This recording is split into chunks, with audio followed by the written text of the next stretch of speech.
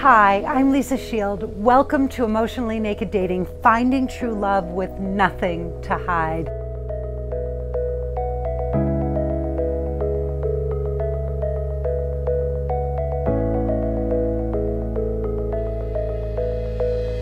Today, I want to talk to you about looking at dating as a journey where there is a road, and along that road are all the men that you are going to talk to, all of the men that you're going to communicate with, the ones that you're going to go on dates with, the ones that you may exchange a few texts or emails with and never meet, the ones that you may meet in a bar or when you're out who ask for your number and never call. And I want you to imagine all of these men lining a road, a path that leads from where you are right now to where the love of your life is at the end of the road. And I want you to envision that that man, the future love of your life, is out there, standing at the end. You can't see him. You can't make out his features. You don't know who he is because you haven't met him yet. But he's standing there. There's a hazy figure. And along that road are all these men that you're going to talk to and communicate with. They all are lining that path. And as you go down that path, I want you to imagine that each person you meet, every one of them, they are giving you something that you need to know to get from where you are to that man at the end of the road. So none of this is superfluous. None of it is random. Each one of these men is a teacher in some way. He's a test. He's a lesson. He's teaching you something that you need to know about love, about the opposite sex, about yourself, right? About relationships, especially if that person brings up a lot of emotion for you. So let's say somebody that you're really talking to and interested in ghosts you, and you get very, very upset about that. That person is teaching you something that you need to know about how to get to the kind of relationship that you want. So for me, the lesson, I like to keep things somewhat simple. So for me, the lesson is always something about surrendering and letting go of control.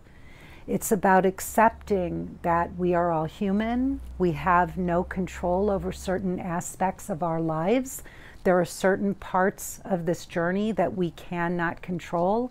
We do not get to choose when or where or how we meet this person. We have to keep surrendering over and over and over again, right? And letting go of our preconceived notions. We have to keep letting go of control. We have to learn how to control our inner world, our expectations. We have to learn how to calm ourselves. We need to learn how to self-soothe. And all of this is in service to the relationship that we're going to have at the end of this journey. So I really want you, as you're dating and you're out there struggling and getting frustrated and thinking, why are all of these men ghosting me? Are they all just idiots and jerks? Are they liars who just can't commit? And am I just an unlucky person who keeps attracting men who are avoidant or commitment phobic? No, they're teaching you something about you. You can change what's happening out there by changing what's happening in here and in here. So if you, I like that, in here and in here. So if you are out in the dating world and something keeps happening over and over and over again, you are the common denominator in that equation. So one of my clients actually came on a group call. I have a private group called Emotionally Naked Dating for smart, successful single women who really just want to solve this once and for all. This dating stuff, they want to get to the bottom of it and get to the relationship, and I help them do that much quicker. So this woman in my group said, Lisa, I just keep getting ghosted, one guy after another. And she was really upset about this. And she said, you know, it just keeps happening over and over and over again. And I think none of these men can commit. And I said to her, well, that's happening to you, but that doesn't happen to everybody. That's not everybody's story. That's your story. That's what's happening to you. And she said, really? Like everybody doesn't go through this? And I said, well, no, not everybody does. I mean, people go through other things. They have other issues and other problems.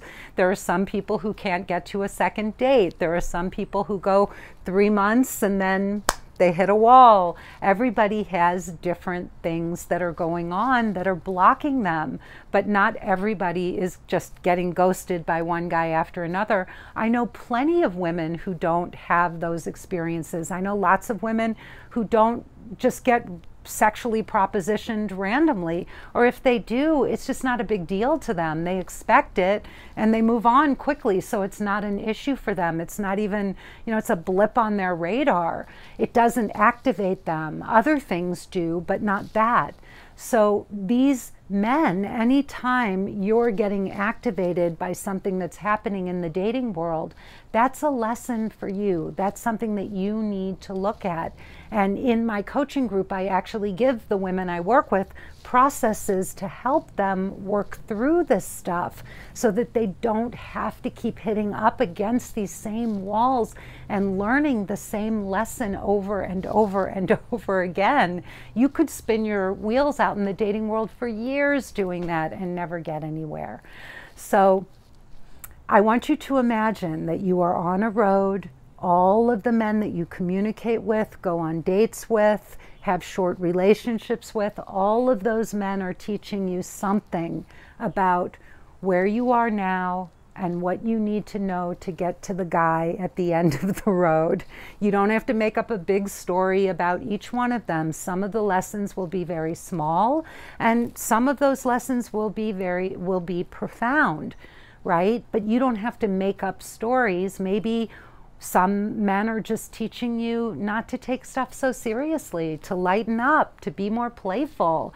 You know, there's a million different things, but usually the underlying lesson is to humble yourself and let go of control and realize that you just need to keep an open mind and an open heart and learn how to be more playful and have fun despite whatever else is going on around you.